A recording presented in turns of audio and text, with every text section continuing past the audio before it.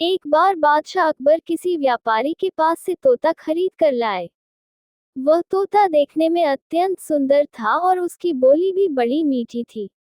अकबर ने उस तोते की रखवाली के लिए एक सेवक को नियुक्त कर दिया और उसे साफ हिदायत दे दी कि अगर तोता मरा तो तुम्हें मृत्यु दंड दे दूंगा, और इसके अलावा जिसने भी अपने मुंह से कहा कि तोता मर चुका है, उसे भी मौत की सजा मिलेगी। इसलिए तोते की रखवाली अच्छे से करना।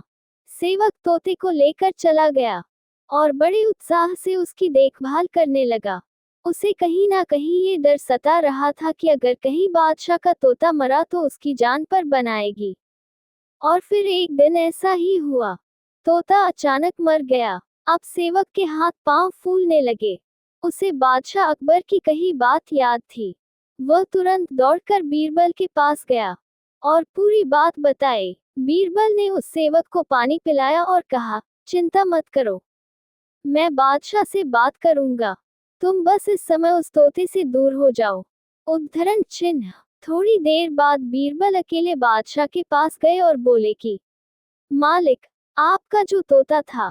इतना बोलकर बीरबल ने बात अधूरी छोड़ दी। अकबर बादशाह तुरंत सिंहासन से खड़े हुए और बोले, क्या हुआ? तोता मर गया। बीरबल बोले, मैं सिर्फ इतना ही कहना चाहूंगा कि आपका तोता ना मुंह खोलता है, ना खाता है, ना पीता है, ना हिलता है, ना डुलता है, ना चलता है, ना फुदकता है। उसकी आंखें बंद है और वह अपने पिंजरे में लेटा पड़ा है।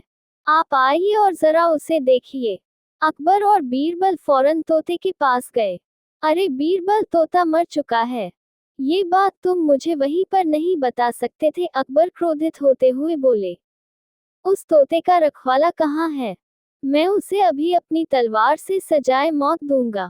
तब बीरबल बोले, जी मैं अभी उस रखवाले को हाजिर करता हूँ, लेकिन ये तो बताइए कि आपको मृत्यु देने के लिए मैं किसे बुलाऊं? क्या मतलब है तुम्हारा? अकबर जोर से चीखे। जी, आप ही ने तो कहा था कि जो कोई भी बोलेगा कि तोता मर चुका है, उसे भी मौत की सजा दी जाएगी, और अभी कुछ देर पहले आप ही के मुख से ये बात निकली थी। अब अकबर को अपनी गलती का एहसास हो गया।